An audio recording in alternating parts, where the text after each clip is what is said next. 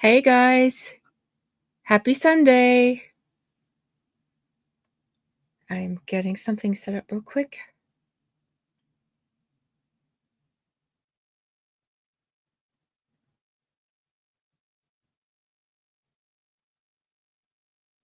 Okay, sorry about that.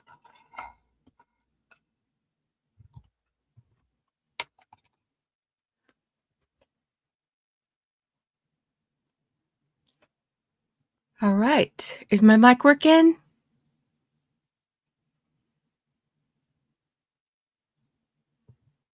Good to see you guys. Heat just snooping. I'm not a bot. I love that name, by the way. Mia or Maya, whichever way you pronounce. Christina, ACC, Justin, Girly, Pam, Diane, 12 Gossip, at the beach. All right, thanks for letting me know my mic's working, Quintong. Okay, so tonight I feel like my thumbnail is more exciting than the actual presentation, but we'll see. I had a little too much fun with it. But the point of the inspiration for today's thumbnail is about how decisions that Blake has made from the beginning, that probably in the beginning she and her team thought were strategic, are actually dismantling her case. And it's something we've kind of been talking about it a little bit, like her choice, some of the choice of law, filing the CRD complaint, possibly to be 47.1 worthy, but then it looks like she's not even going to get that. And then the California law claims don't look like they're going to stand up. And then, of course, everybody knows by now that Van Zandt was a terrible idea. And now tonight we're going to look at how her demand for that PGA credit is actually going to work against her. So a lot of the things that she thought were a good idea at the time, they're actually playing a role in dismantling her lawsuit. So that's the point of that there. And then the little play on Taylor's song that was in the movie My Tears, Ricochet. So this is what's happening with the decisions that she made along the way. We're going to start off with a little update to this Claire situation. I got a couple of messages, and well, no, one of them wasn't a message. It was, I watched Not Actually Golden, and I don't know if you guys watch her regularly, but or if you saw one of her latest videos. I think it was today. It might have been yesterday, but I saw it today. She brought out a really, really interesting point.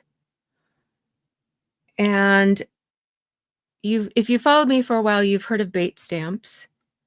And that is, yeah, Jill loves her too. Yeah, I love her. She knows her stuff.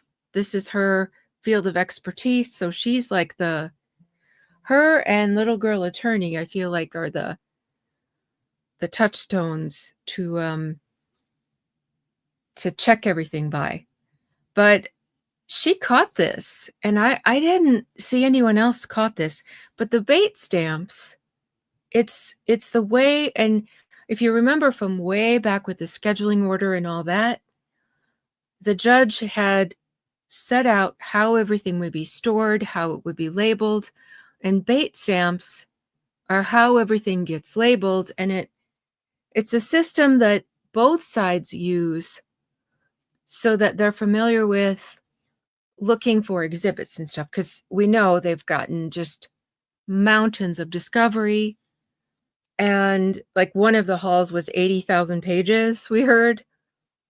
So it's what they use to keep everything organized, and so how they can go back and find it later, both sides. So anything that's labeled with the bait stamp that like I have here in pink, BL, this from what Not Actually Golden said, this means that this piece of evidence was submitted by Blake herself. This wasn't subpoenaed. So that means that she at the beach says she be busted. Yeah, she be busted. So this is what it means. It means she gave this personally to Blake. So if it's subpoenaed, apparently it has a different bait stamp, and I haven't even been paying attention to this. So it's not something Blake found out about and sent a subpoena. This is something that was given to Blake, and she submitted it herself. Not something that Wayfarer asked her for. She put this in. And we know that this piece of evidence was known because it's in her earliest complaints. That Steve Sarowitz said he was gonna blah, blah, blah. Like, how many times have they mentioned what Steve said and how it's such a threat and he's this billionaire? I mean, from the very beginning, we've heard about this. So this is something Blake had probably before the lawsuit. So it's very, very suspicious. So a lot of the things that we were talking about that seemed really strange. Yeah. Dallas John, exactly. Though these eyes don't lie. That's what we were saying last night. So yeah, that's why I put that picture there because I don't even have to make a comment. Just behold, you know. But the other thing that I was sent was about this signature, that this kind of that little signature stamp means that she was sent this document and asked to e-sign it. And I had kind of like when I looked at it, I thought that's weird, but I didn't think any deeper than that when I saw it yesterday. But this is true. I remember when I bought and sold property, the realtor sent this kind of thing, and then we had to go through and sign each one. And that is what this in fact means. When you make a document yourself, you don't have this little prompt here. You just sign it. You don't have this prompt for yourself. I mean, this usually comes from a company. Excuse me. This kind of thing, they pay for the service and it's expensive. Your average Joe is not going to have this, especially not for their own document. This was somebody sent this with an e-sign thing. And the weird thing is the date on the e-signature is a day before how she dated this document. Did you guys notice that? So the document's dated September 4th, but the signature is dated September 30th. How did that happen? Yes, it does look like auto sign Lady Di. So there's a lot of weird stuff going on here. Yeah. Bridget says she probably didn't show it to her lawyer probably or prior. Trusted Snake Lively. If she even does she even have an attorney? And Lady Di, yeah. Another example of illegally gotten material and her lawyers milking her for everything with these foolish filings. So now this woman is facing problems, legal problems, because she recorded this. She recorded a man who was in a two-party state and shared that. And now Blake is in ownership of it.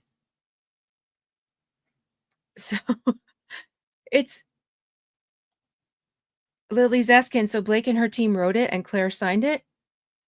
That's what it looks like. That's what it looks like because of the inconsistency in the dates. And this DocuSign, this it's very strange, and the fact that this was in Blake's possession, and it's 33,428. That's the bait stamp number, so she's had this for some time. It's very, very strange. Knack for that says, "Dear Claire, please DocuSign my desperation." XOXO Blake. Exactly. That is what it sounds like. It's very, very strange. And promised her she'd remain anonymous. But it says Bridget. It's all very, very strange. And another situation where she really should have thought this through. She really should have asked some, I don't know, better legal counsel. At this point, I think she would do better um asking Wayfarer's counsel about things she should do than relying on her own counsel. At the beach asked, "Do you think anything will happen with the recording?"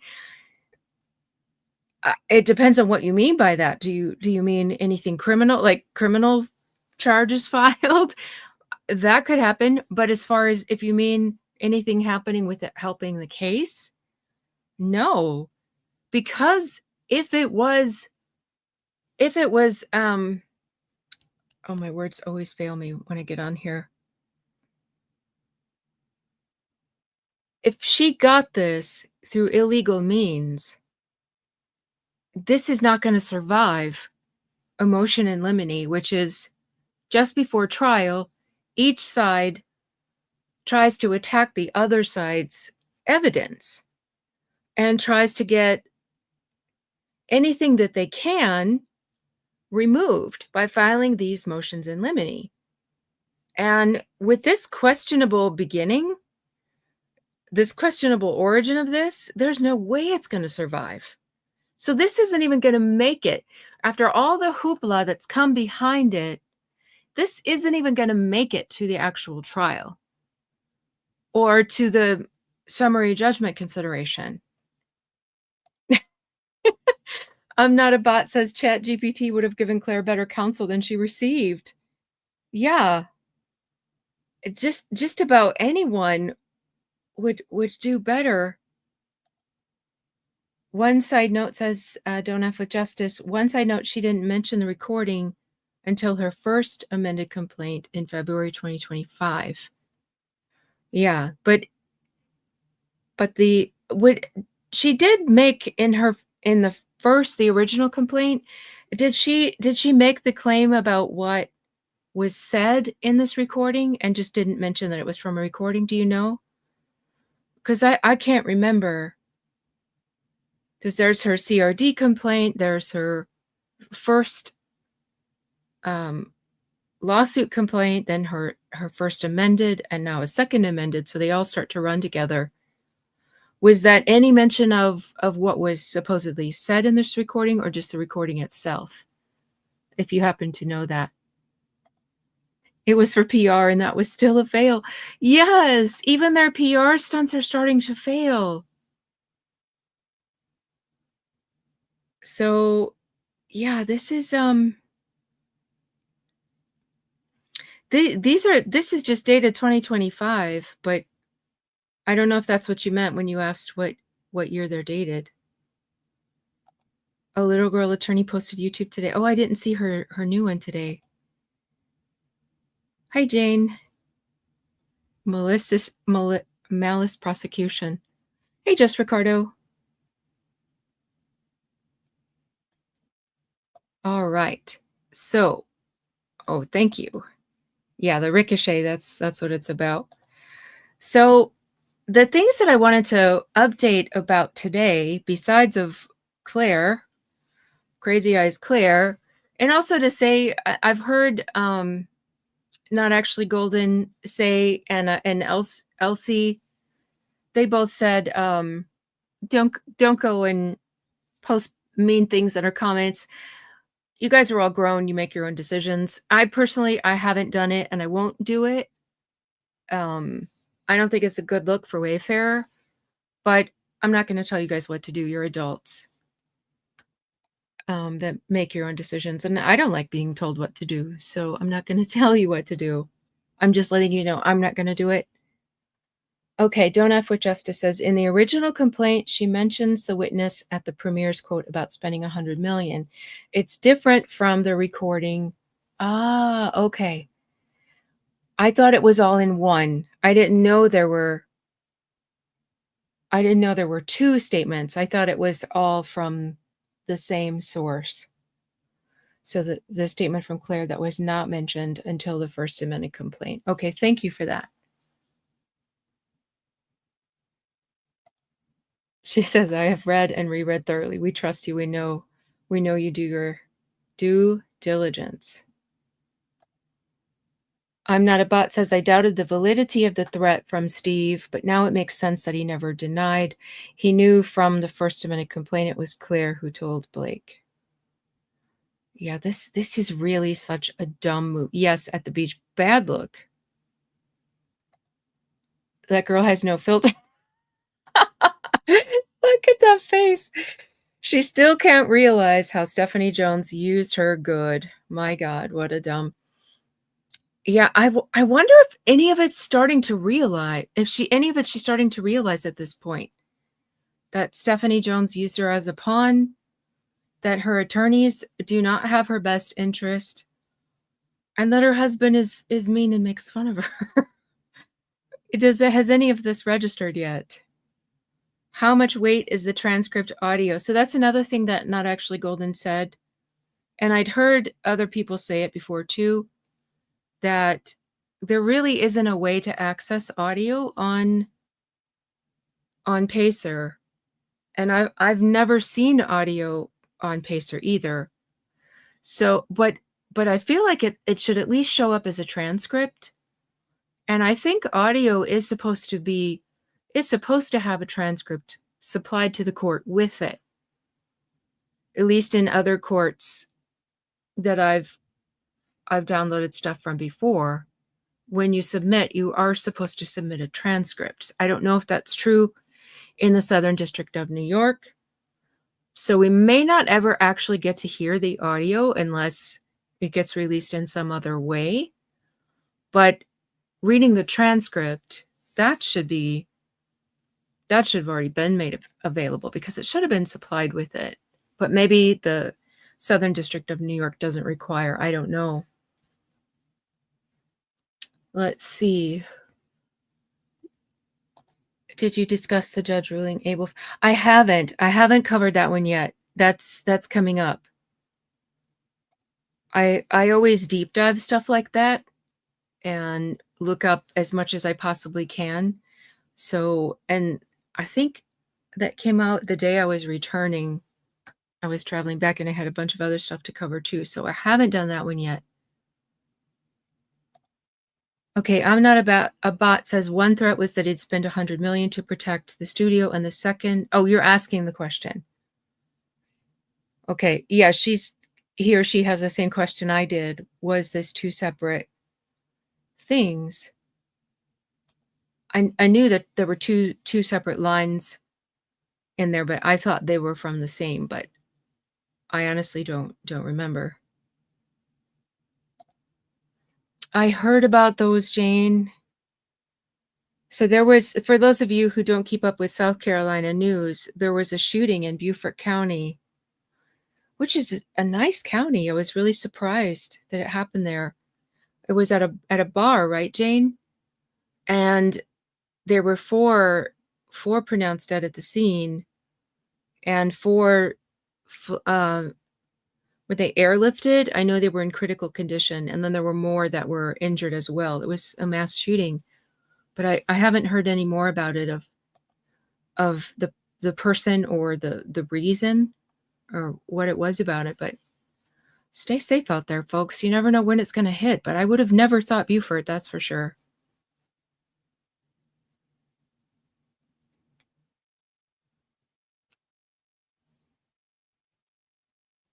Okay. Van says nothing registered on plantation, and then a long name. Her names get longer every time. It would take actual instincts, which the clown does not have. but she does have body mist fragrance spray. Yes, she does. Yes, she does, along with her hair care. Okay, so I wanted to go through more because I had done the video yesterday about all the reasons that I think that she will be or should be considered to be an independent contractor instead of an employee. So I went ahead and I did a little bit more digging last night, like coming at it from the angle of she's hired not directly as Blake Lively, but her loan out company, Blakel, does the negotiating for her. And so we call this a loan out company arrangement. And it can be an LLC. Hers is an incorporation. And they do this for different things like tax breaks, so they can expense things. It's a lot of different reasons, and they're all very self-serving. Not that there's anything wrong with that. I mean, of course, you want to get the best deal you can possibly get. But it's probably the means by which she rented her and her husband's and her friends' clothing to the movie, expensing it through there. And I've always thought she used that opportunity to go out and buy herself that new stuff and then expense it to the movie set, the movie's budget, but which could have been how it happened. But I'm no finance expert in any way, shape, or form. But when I read this, I thought about that because I've always thought she probably bought those clothes new just to get them expensed by the movie. So a loan out company, what it is people who are self-employed or engaging in short-term employment arrangements. Blake was both. She is self-employed and she does movies, which are by their very nature short-term employment arrangements. It specifically mentions the first category, actors, then content creators. And we need a better name than that. I really don't like saying that, but I don't know what else to call us. And then a couple of others too. But this is what they use. And as it says, it's to reduce their tax rate, and there are some other business benefits. So they use this, but when you use this, it seems like, from my interpretation of what I've read today, is that it automatically makes you an independent contractor. So this by itself should kind of help answer that question, but I go through a little bit more. So they avoid their self-employment taxes, and it also is a form of personal protection, such as different types of liabilities. Because when you have an LLC or a corporation, they do protect your own personal assets, so that if you get sued or you're deemed liable for something, they can take your business assets, but not your home, your personal things. So that's one of the things that it does. But I'm not going to read every word of this. Just the important stuff is, again, it mentions actors, musicians, writers, people with short-term agreements, like what she does. And it does mention the tax structure. And we know that the only thing that Blake had to worry about was the taxes being taken, the New Jersey taxes. And so that has something to do with, we don't know what kind of tax form she filled out, but that's kind of an indicator as well. If they are not taking out these deductions for you, your federal and your state and your Medicare, if they're not taking all that, there's a big chance that you're not an employee. And then what I did is I found, let me take the comments off there we go. As I found some cases that also included different types of actors. So we have Klein versus Showtime in the movie channel, and this happened in the Second Circuit. So this is within this is the same circuit where Blake's is taking place. And what they found in this case is the same Title VII that Blake is trying to sue under is what happened in this case. And so it had to be sorted out first if she was a contractor or an employee. So this one is very, very similar to Blake's, suing for the same federal claim, Title VII. But in the end, they said that she was an independent contractor. And some of the things that they looked at were that she was engaged for a single made-for-television film, just like Blake. She was paid a flat fee. She retained control, because a lot of it, remember, if you saw yesterday's video, you know a lot of it is about control, the manner and means of her performance, and she could market her dancing services elsewhere. So this was the excuse me, the criteria that the very court where Blake finds herself used, and for the same Title VII, and they deemed that she's an independent contractor. Sorry, guys, I gotta get a drink real quick. Yeah, I haven't, I don't really know anything about these kinds of things, so I've never, even when I listen to other creators talk about this, I haven't heard actual attorneys talk about it. I've just heard other content creators dig in and talk about it. So I don't know what's actual fact and what's not. So I've never done a thing, and I don't know how to investigate these, and I don't know what's right or wrong about these. So I've never dove into these shell companies. But once I heard about Van Zandt, I thought there's probably a lot of shady companies out there with weird names that these guys own. I would not put it past him, because Van Zandt was so shady. And if you're doing shady stuff like that, it's probably not your first time. But Jesse and Max says that Blake started Blakel with Blake Lively and added Blake Reynolds as an officer to the California version and didn't remove Blake Lively. So there's two Blakes on the license. So how do we call that? Doesn't sound right. I don't know anything about this stuff, so I don't know how to comment on it. But it sounds strange, and I bet there's all kinds of stuff like this behind the scenes, and I don't know if anyone will ever get to the bottom of it. But I felt like when they got the CIA guy, I always felt like that wasn't to investigate anything, because what was there to investigate? I felt like that's in there to protect two things: the shady stuff, whatever it might be. I'm not making accusations, so don't subpoena me again, Blake and Ryan. Just go have your Sunday with your kids. And the other was Ryan's, all of his financial interests, because he's got a lot. His money isn't really from Hollywood, besides Deadpool.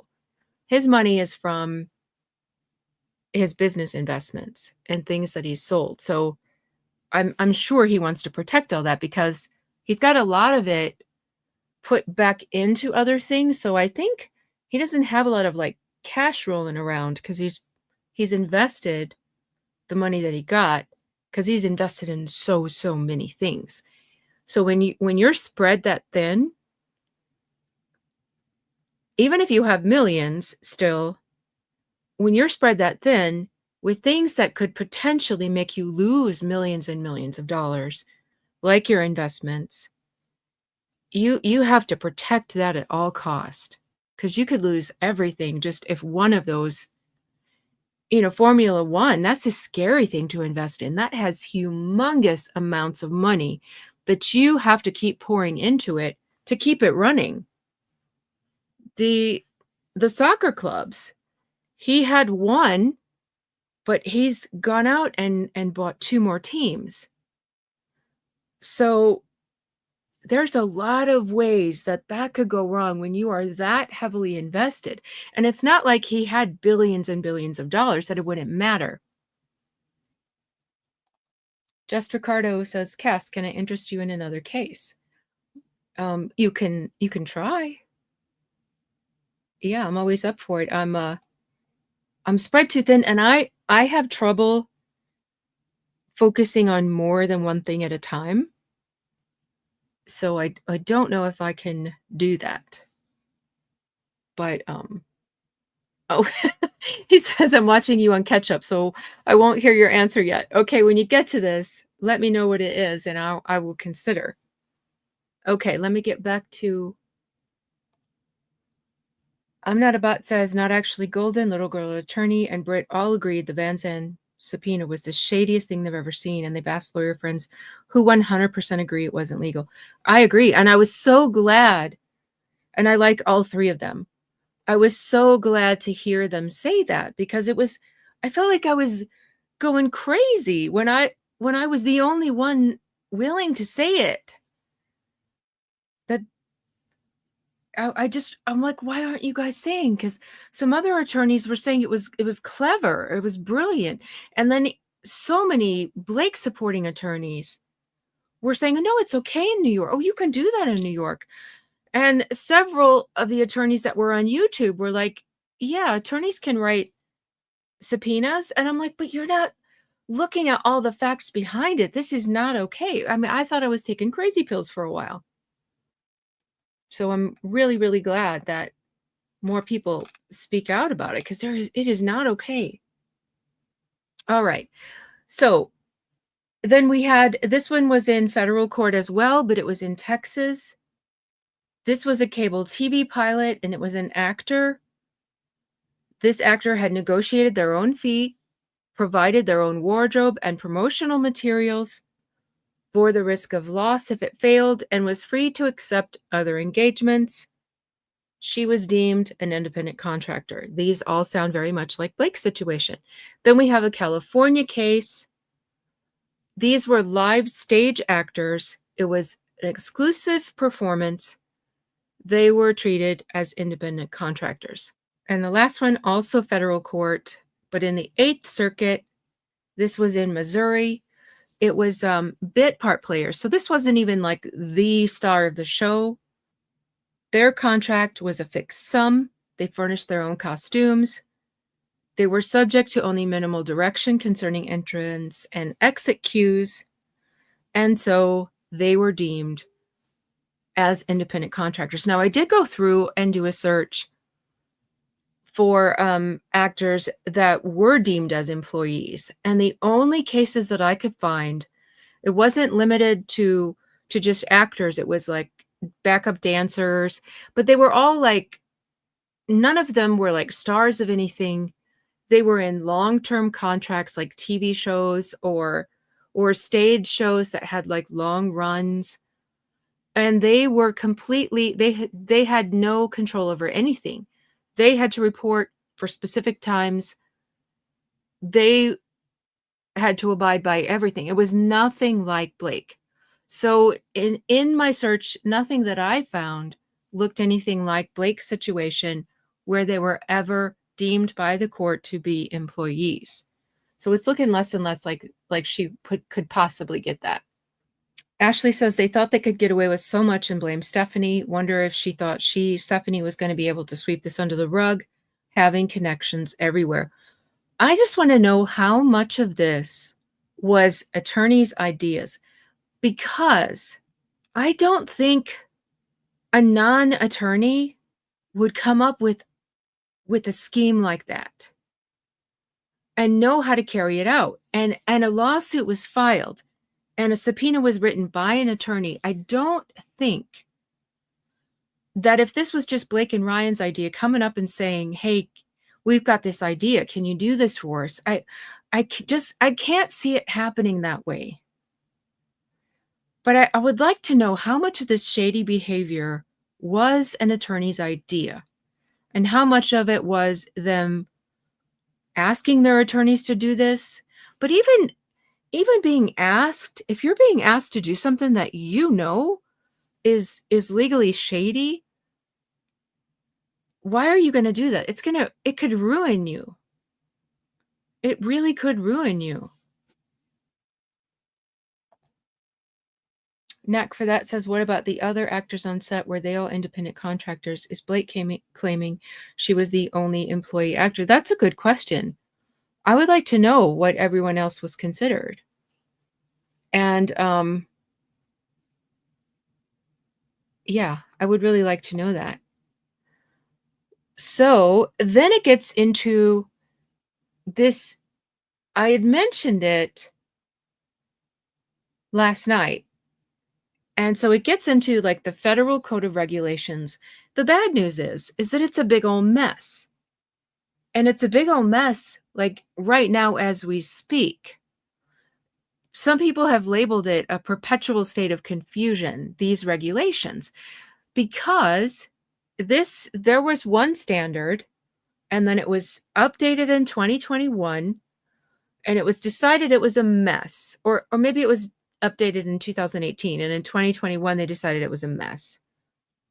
And so the last administration spent years perfecting it, and then they released a new version in 2024. But now that version, when the administration changed, is in the process of being undone again. In fact, it was just updated like 2 weeks ago. They are, as we speak, in the process of going over this. So it's a moving situation. But what it does say is that when you're talking about court, because the court they need strict guidelines to follow. Like, how do you follow something that's fluid at the moment?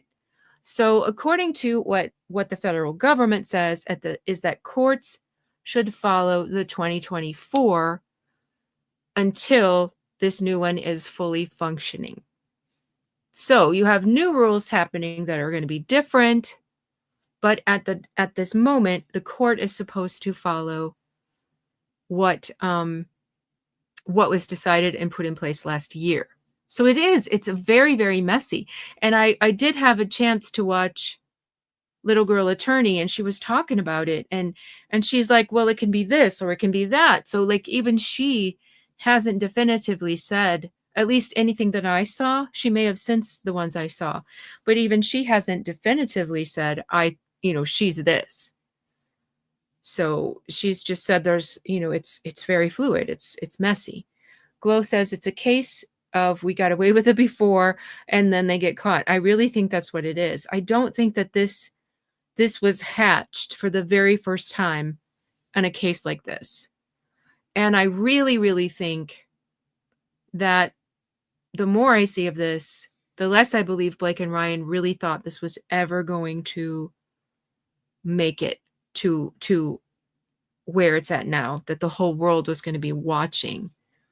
I honestly thought, because she had been able to push Justin and Jamie and Wayfair, push them all, even Sony, for heaven's sake.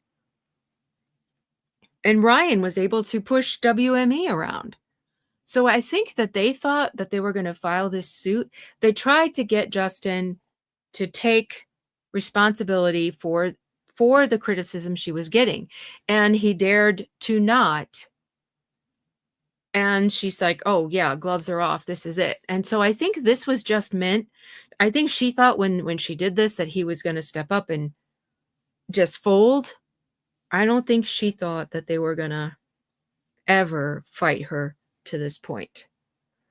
So Just Ricardo says, look up Janelle Grant versus Vince McMahon. Trigger, huh? All right.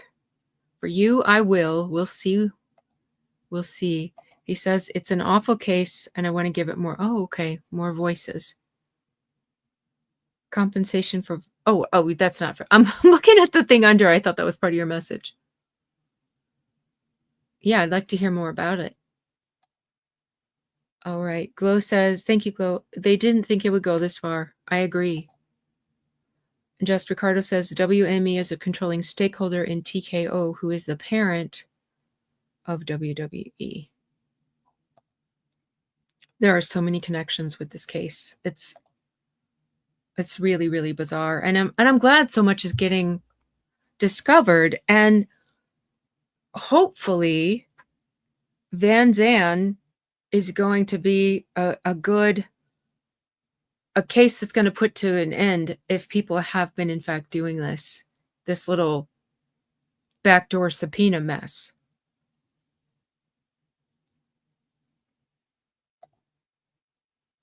That's an interesting question. Wicked says, "I wonder if Van Zandt came from how Ryan Reynolds took over Deadpool." Who knows what these people have been doing with the stuff that's been uncovered, like the lawsuit with um, was it a photographer? And they ruined that guy's life, ruined his marriage, and then there was actual video proof that he hadn't done what they accused him of doing. So who knows what kind.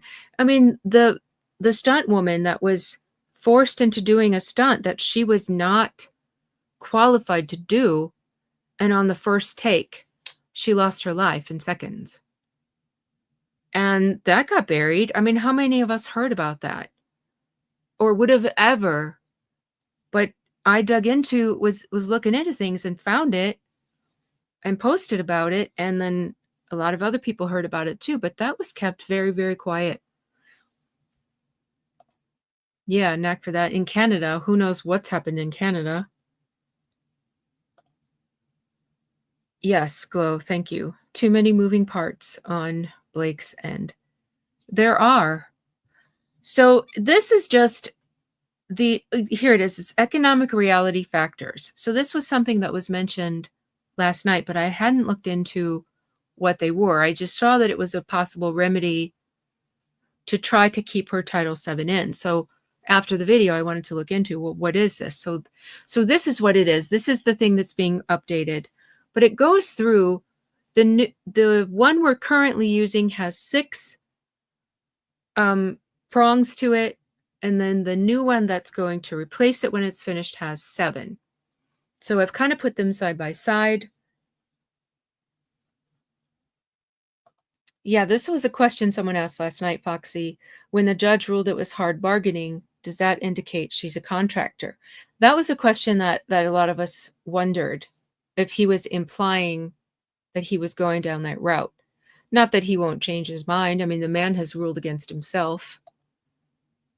So wouldn't be the first time. So who knows? That's the thing. None of us can even begin to make a guess about what he's going to rule on anything. So the first thing is opportunity for profit or loss.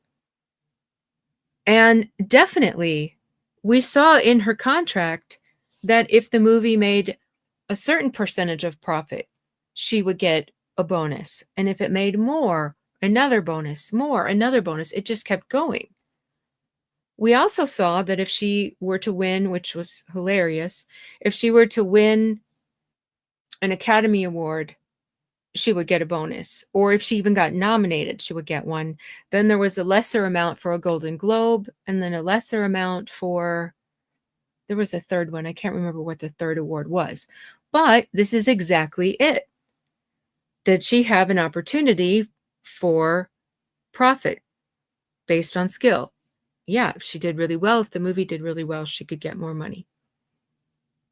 Whether the worker determines or can meaningfully negotiate the charge or pay for the work provided. We know actors negotiate for what they get paid. Then, do they engage in the marketing? Well, she basically stole the marketing away from Wayfair and gave it to her husband. And Wayfair and Sony paid for it. Yeah, she was part of the market. She was basically the head of marketing. Could she make decisions for hiring? We do know. Now, this whole thing is strange because what we have is we only have Justin actually publicly saying that Taylor Swift hired Isabella. Now, as far as we know, the only time he had any actual interaction with Taylor Swift was when Blake arranged that they ended up being at her home at the same time. I don't imagine that Justin and Taylor ever became like call you up friends or text each other friends. So even though Justin is the one who said it publicly, I just feel like that always came directly from Blake. Just like Blake was promising Isabella that she was going to get to meet Taylor Swift. Yeah, Isabella said it too. But we don't know where it came from. We don't know where the story came from, but we do know who was on that set throwing Taylor's name around to get her way, to get what she wanted. So until they track down and say because I don't think that Justin was is on that kind of terms with Taylor Swift. But if Justin was told by Blake, "Oh yeah, Taylor saw this.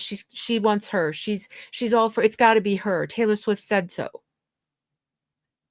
I see that's what I see as happening.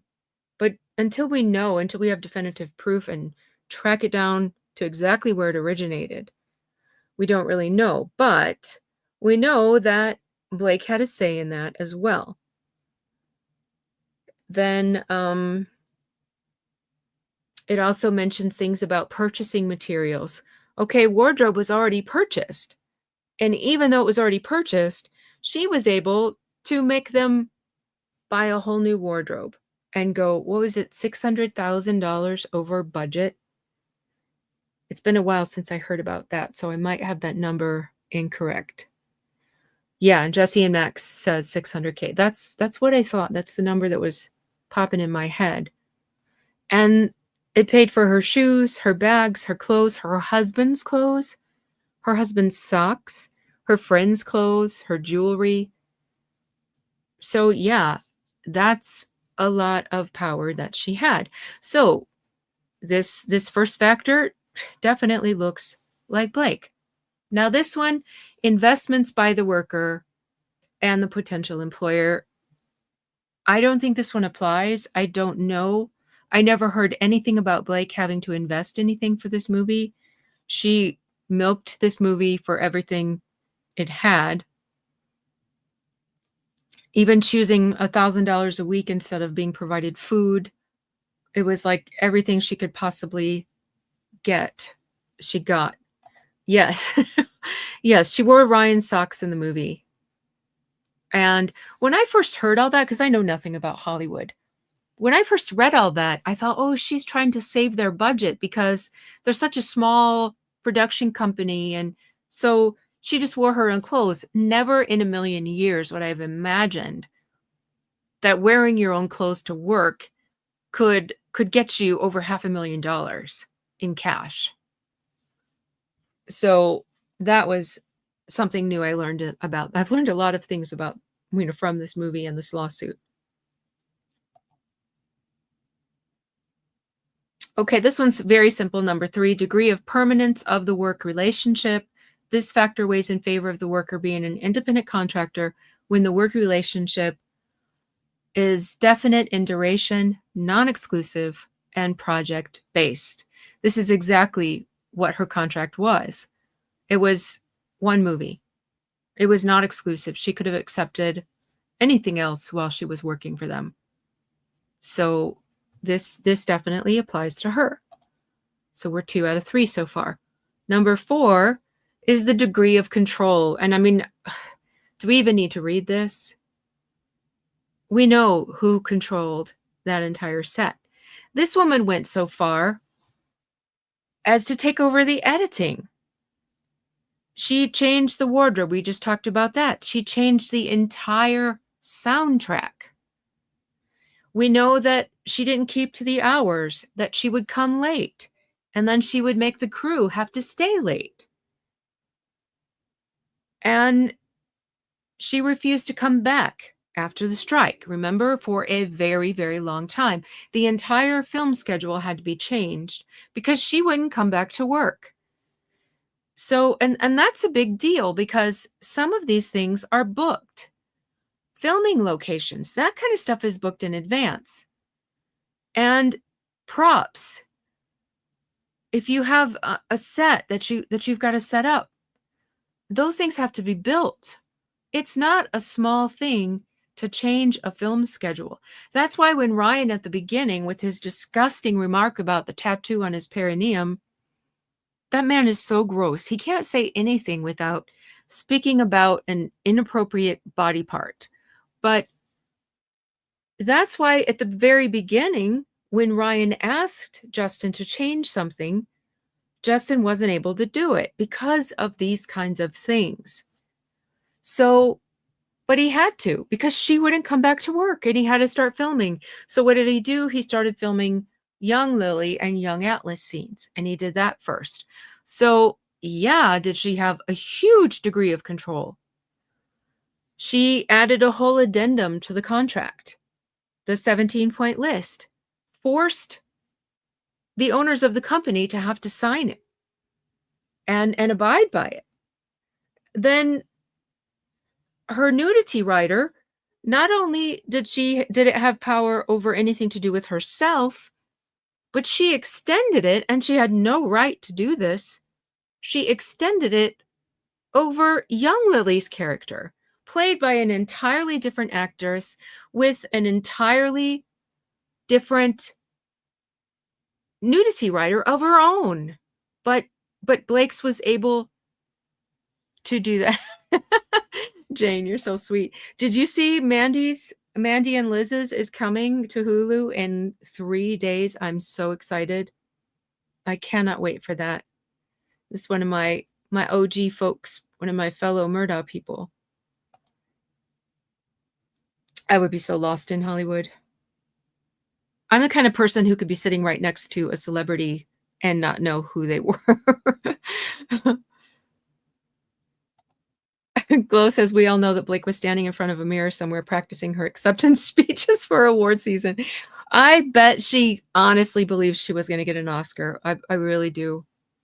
Because this deluded wacko literally thought she was going to get an Oscar or Emmy, or that's the other one. The SAG, oh duh, how did I forget that? The SAG-AFTRA Awards.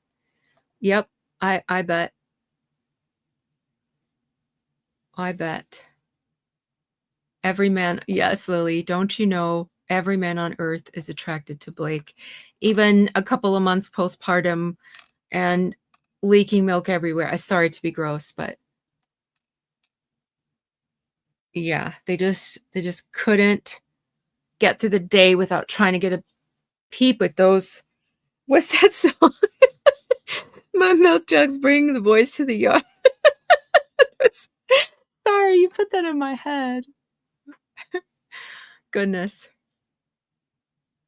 But okay, what else? Did I get through all of this? Yeah, she arranged for her husband to control the entire marketing. That horrible, horrible marketing. And there were no additional regulations that she had to abide by. So she definitely, I mean, she needs 2 points for that one. So now we're 3 out of 4. So the extent to which the work performed is an integral part of the potential employer's business. So this one is a little bit difficult because of the work type. So actors are needed to make a film, but the specifics of it, I don't know. This one is kind of hard.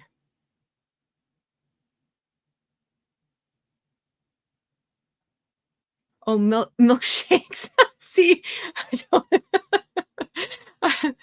I'm not, yeah, get all that stuff. You guys just found out how uncool I'm at. How uncool I am. Okay, Bella, I'm using milkshake.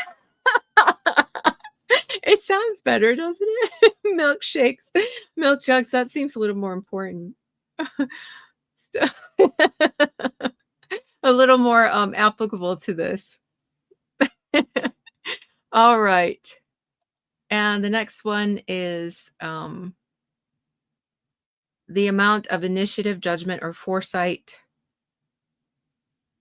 Oh, no, I'm reading on the other one. So this is about initiative. So when you go through the description, it makes more sense about specialized skills. Do the workers need to bring specialized skills? Is it something that they get trained on the job? Actors definitely bring their skill set. You don't have just Joe Schmo off the road and say, here, let me train you how to act. They come with their specific skill set. They're cast according to that specific skill set. So definitely. And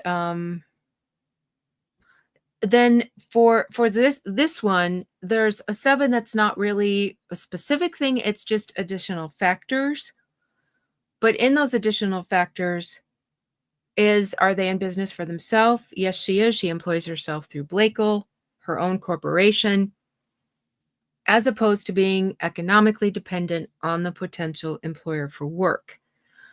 So, yeah, a movie is just one movie. They need, and even while they're filming a movie, they're on the lookout for the next movie. They might have several movies lined up.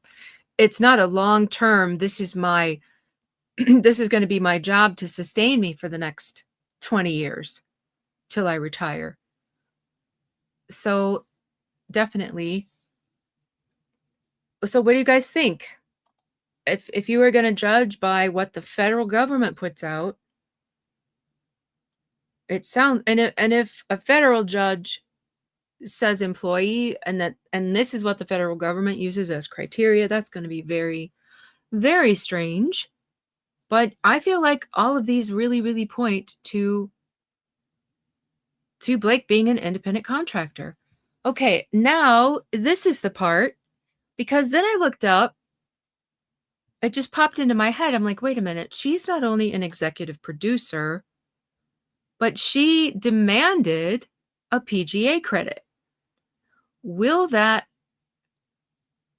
have any effect on the outcome of this determination? It turns out it has a huge impact. Even just as an executive producer, that can come with having say. Budgeting, hiring, creative decision-making, and promotional strategy that comes with the job. You can't be an executive producer and be considered an employee. And it comes with right to control, which we saw is the baseline for determining this. Then we have entrepreneurial opportunity and profit loss risk. PGA membership and credit signals professional standing that a loan-out company leverages to secure future projects and set its own rate. Definitely allows for this opportunity. Because she's got that PGA credit, she will be more would have been, if not for this lawsuit, would have been more easily able to get it again in the future, or to use it as leverage to make more money or get better deals. So there's definitely that opportunity with her having these. And so again, pointing to I'm not about extortion. Exactly. She extorted the PGA credit, and now she can use that PGA credit to continue extorting people. But I don't think anybody's lining up ready to hire this woman again. What are we saying? Milk jugs to the trailer? Do we start something? If I had merch, we would totally need a milk jug shirt. I'll never live this down. Okay. Separate business entity. A PGA credit is not granted to salaried staffers.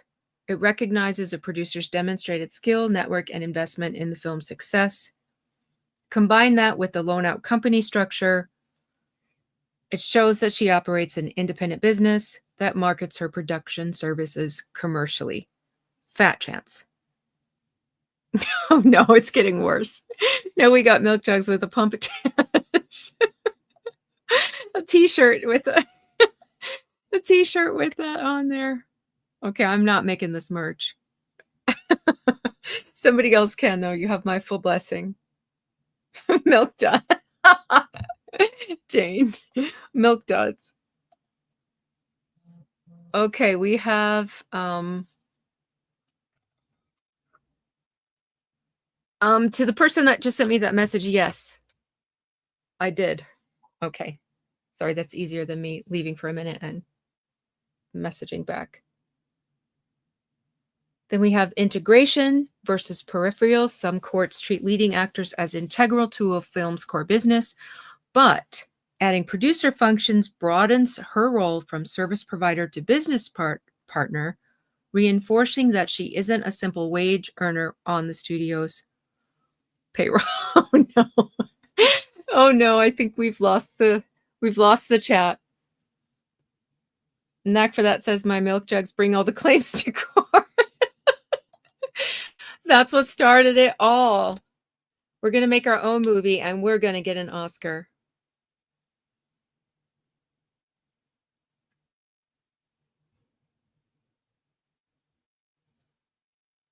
Okay. Just Ricardo says, when Van Sham first popped up, A2L were saying how clever it was for weeks. Do they still have that? Does anyone know? When they started attacking me like every single week, I stopped watching. And really when I didn't even unfollow at first, but after they attacked me in Omar's chat, I unsubscribed, praising the tactic and pushing back on it being shady. Yeah, I remember that because I was a big fan of them at that time. I would actually put links to their videos and tell my people to go watch them. But I never said anything bad about them. I just disagree. I didn't say I disagree with these people. I just said something different when it came to 47.1, and I said something different about Van Zandt. And I don't know if they found out about it or if people said something in their chat, but yeah, it went really ugly, and I felt like it was just such an awful move to make. I mean, we have such a delightful community, and we don't usually have, with the exception of one creator that does tend to get into fights with other people, but I think even that died down. We don't really have that happen, so it was such a strange situation. But I felt like really like, why are you guys picking on me? Like I'm not a threat to you. I'm really not a threat to you. So um yeah, it was very strange. Precedential parallels. So in this is one of the cases that I had on the previous chart. The court saw that a performer who bore economic risk and controlled her own marketing was a contractor. Blake's executive producer duties and PGA credit take that self-marketing and risk-bearing even further. Yeah, she's got Leslie, the, shall we say, powder bear. I don't know who gave her that nickname, but it is hilarious. Didn't come from me. Don't subpoena me, Leslie. Didn't come from me. Okay. Similarly, courts in Good and Chisholm, which was also in the previous one, emphasized an artist's business initiative. Here, Blake's dual title cements her entrepreneurial, that's such a hard word to say, posture. The bottom line is, her being a producer and demanding this PGA credit, it doesn't just boost her status in Hollywood, but what it was already tipping in favor of independent contractor is now pretty solid, I believe. That's her status, because it opens up all these other things. I really don't see how anybody, even Judge Lyman, can make this even a question.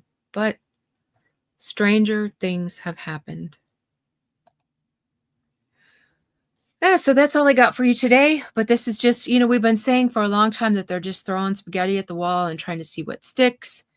And all of these things, I just put three of, like, what I think are the top three things that she thought were a good idea at the time, that I think in the end are just going to dismantle her entire lawsuit. Can you guys think of some others? Did I miss some big ones? Trying to get 47.1, that was a big backfire. because she's not only not gonna get 47.1, but it's trying to apply California law is gonna make her lose most of her, um, claims. And then Van Zandt, that goes without saying, and now it looks like her demanding the PGA credit is gonna be her downfall because as we saw, the reason that this is so important, so if you guys any of you missed yesterday to know why it's so important to try to sort out what she's doing or what she's considered, it's all about the rest of her claims, basically. She between California law and this PGA thing or this, independent contractor thing, she could lose pretty much her entire lawsuit. So, as it ends up, this PGA is that she had to have, that she demanded, even though she did not rightfully deserve, is ricocheting back onto her, it's backfiring, it's gonna ruin it. Alright, guys, let me see, go through some comments, and we'll go ahead and call it a night. I hope so too. I hope so too, and guys, just know that none of us that talk about this, whether it's content creators or attorneys or something in between, legal adjacent, none of us know how this is gonna turn out. This is all completely at the court's discretion. So none of us what we say, like, we can't say this is for sure what's gonna happen. So I'm not saying this is for sure it. I'm just saying, according to all of these things, and I like to show the authority that I speak by, that it's not from me, it's from this credible source. In this case, it was federal government, or show the cases that I get my opinions from. But even though I'm showing you this, I'm not saying she is absolutely an independent contractor. I'm saying according to all of this, in my opinion, she should be considered one.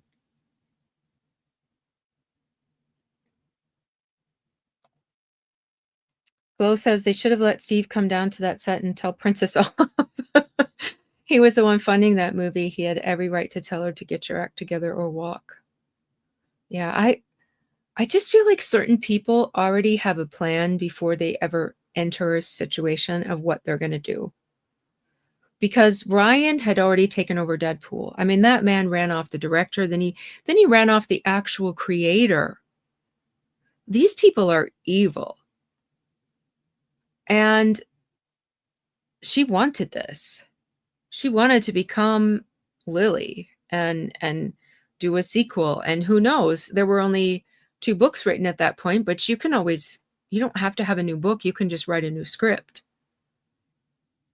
She wanted this, and they may have had a plan before she ever even, well, I was going to say before she signed the contract, but she never did that. So I do too, Michelle. I hate that it's all on Lyman. I do too. And Little Girl Attorney did a video. I don't know if you guys have seen it, but I was really grateful because she speaks so respectfully to us, and not everybody does that. Some people like tell us off like we're children that aren't entitled to our own opinion. But she spoke very respectfully, and she also acknowledged that there have been things that have happened in the case that would give us reason to feel the way we feel about him. She didn't come right out and accuse him of anything, and I don't expect her to, and I don't blame her for not doing it. But she did recognize that there are situations that would give us that opinion. And but for myself, and I can say this because my fate has been laid before this man with that subpoena. And not only did he not allow me to just straight up be able to answer the court and get what I needed from the court, which was just a file stamp, he would not let me get that, just doing it with my YouTube channel name, which was ridiculous because it was my YouTube channel name that was subpoenaed. So twice he rejected. Then I finally got one through. But then afterwards, when Ezra was still being shady, We all wanted the extra protection. We wanted the court to rule and say, this subpoena is done. She cannot come from another angle. This person is absolutely protected from any further subpoena. He didn't do it. He just ignored it like it didn't exist. Not just mine, but all of us that filed those kinds of letters. We also asked that instead of allowing her, and we put the legal reasons behind why this subpoena did not stand. And if you guys notice, these other people who were specifically subpoenaed, not through Google or whatever, like Perez and Andy from Popcorn Planet, who's still fighting his subpoena. It's ridiculous that he's having to go through all this. But I think it's because he made the documentary and they want to know what cast agreed or what crew agreed to speak with him. It just really, really sucks for Andy because they're just they're just flexing their power to hurt him. But if you look at like Popcorn Planet, where is his being taken care of? In Florida. Because guess what? Chicken butt. A New York subpoena cannot go past 100 miles. It has to go to the next jurisdiction.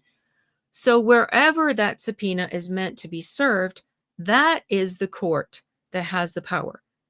So his subpoena was flawed in the first place. I shouldn't even have had to answer him. We should have all been able to answer where Google was situated. But in order to file in New York, it was the same thing. We would have had to give our names. And there I got messages and screenshots that I sent to the court of these so-called lawyers on Reddit that were sitting there and admitting on Reddit that they were sitting there watching the dockets in California to see if we showed up there because we would have had to file in our own names there. Isn't that sick? And that's what Ezra subjected us to. And that's what Judge Lyman subjected us to by letting this subpoena stand. But as you see, where was Perez's jurisdiction? Las Vegas. Andy's, Florida. Who else got subpoenaed in this mess? Oh, Taylor Swift.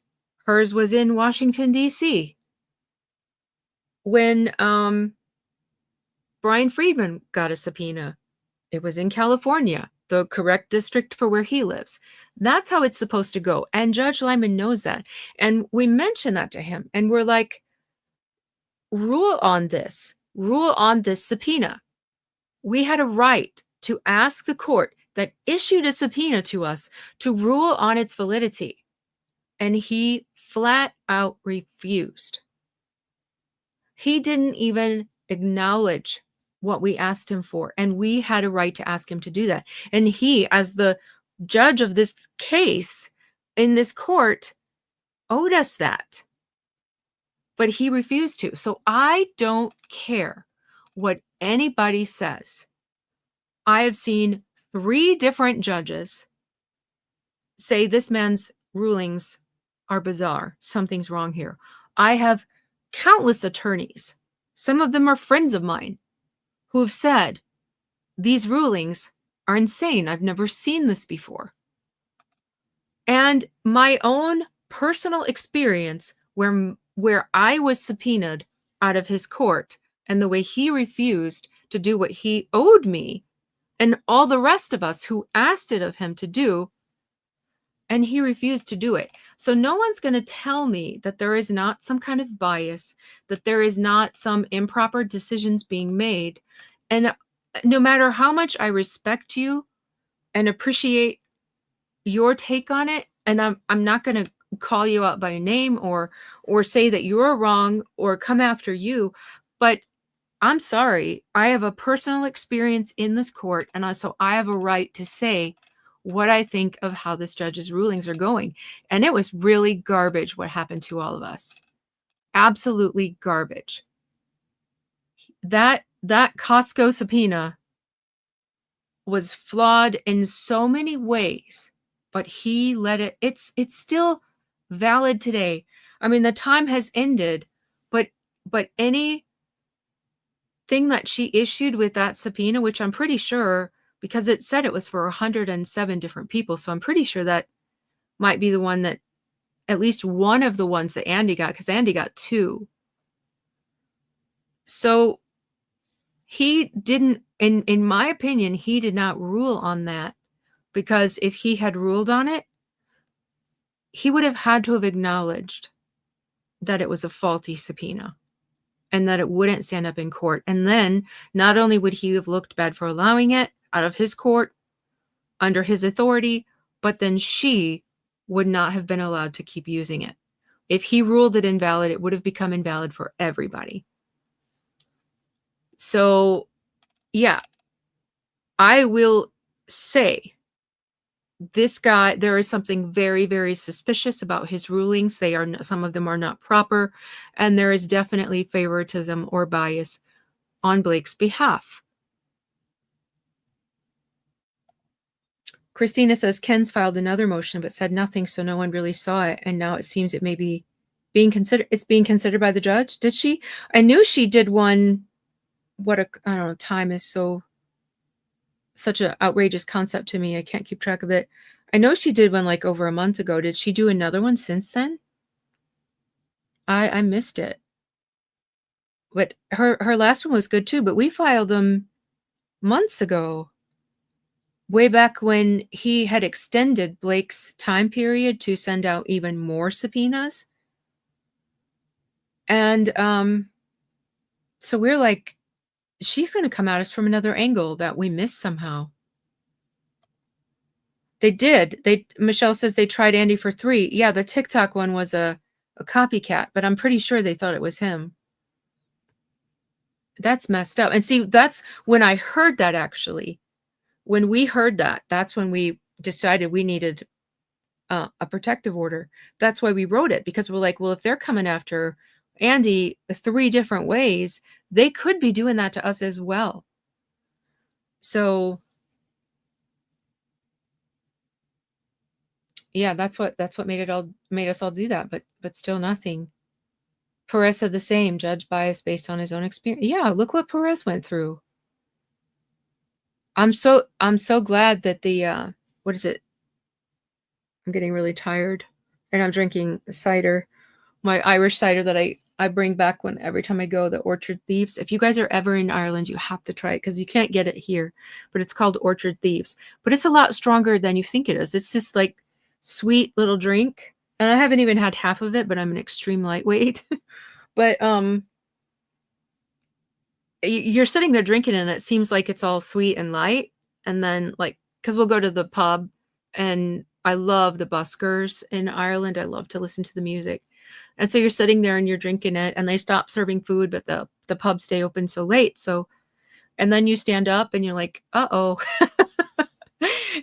And then you got to stagger out to the sidewalk like some kind of lush and get your Uber back. But so yeah, see, I've even forgotten what the sentence I was trying to say was. Okay. Yeah, Perez. Oh, that's it. Yeah, he got was it ACLU? Am I saying the right initials? Or is it some kind of sports organization I'm saying? I never know.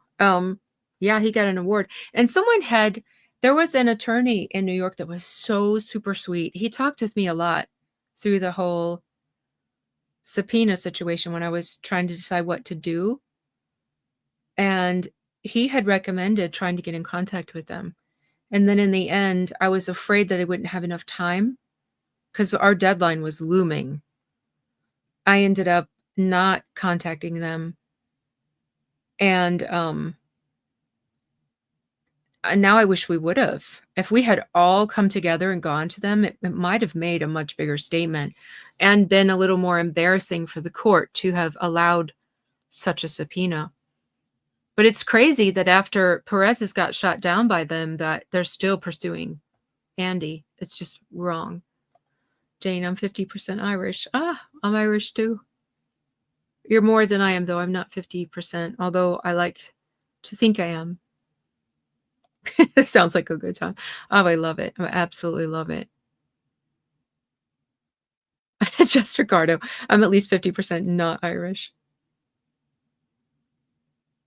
Yes, they are used to that in Ireland. I man, those people can drink. I don't know how. Oh, thank you for the confirmation, ACLU. Um, that's what I thought, but I was like, could that be like a sports organization? Because it could be that too. Yeah, then maybe mainstream media would have picked it up. I can't believe they didn't. That is a huge story. It did kind of like Lauren did make it. They told her story and had her picture and stuff. And then my name was in some of those articles too. That kind of got around, but not nearly as big as it should have. And shame on mainstream media for not picking that up because that's a huge story. Maybe the ACLU could help Jen Abel out with her stolen data situation. Yeah, it's worth asking. I have both Irish and Scottish blood and also German blood, and if I even take a sip of alcohol, it knocks me out for the night. That's kinda like me. I don't know what it is. Yeah, I don't think it will reach trial. Yes, she did. Daphne says, "Then Lauren got bashed by the blind, lively supporters." She did. And they were cruel. I remember I made an account for something one of the media outlets that had done a story about it, and people were in comments being nasty, and I actually made an account just to get on there and defend her because I was so mad. Like, that really shows your quality of people. Mainstream media only picks up fake stories like Taylor's late night subpoena. Yep. Yeah. I tell you, the way that I have lost faith in journalists and media outlets over this case. Should have sent yours to Japan. Yep. Yep. Only way it doesn't is dismissal or full public apology. Yeah, I believe Wayfarer is gonna stand their ground and say, "You wanna talk settlement, you have to apologize," because their reputations were destroyed, and I feel so bad. That's why I always try to say Wayfarer and not Justin. I know a lot of people just think of Justin, but there's more than Justin being hurt by this. I mean, I always say think of the wives. Imagine just look at her there, Blake. This woman is telling the world, like Jamie's wife, that her husband just couldn't help himself, had his sneak peeks at her boobs. I don't know how these women haven't snatched Blake. I really don't know. I I would have, wow. You could not have shut me up if somebody had said this about my husband. And then Justin's wife too. And the poor actor that played the OB, this guy is a professional actor. You put his accolades together, it's more than the whole rest of the cast put together. And he gets accused of it. And I don't know if it's his wife or a partner, but he has a woman and she's gorgeous. And Blake acting like this man Justin did him a solid to get him between her legs in the birthing scene. I mean, it's absolutely atrociously disgusting. Of course they want their reputations cleared. I would get accused of that nonsense. You don't want to just win. You want the world to know that you didn't do that.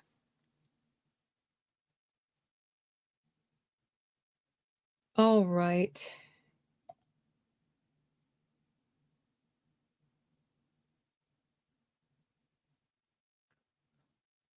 Oh, I love the Gilded Age. Sorry, I'm just reading this comment. All right, guys, I'm gonna finish my Orchard Thieves and go to sleep.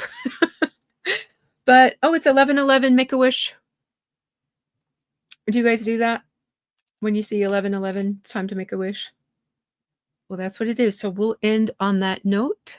Enjoy the very last little bit of your weekend, and let's see what hits the docket tomorrow. Good night, everyone. Happy Sunday night.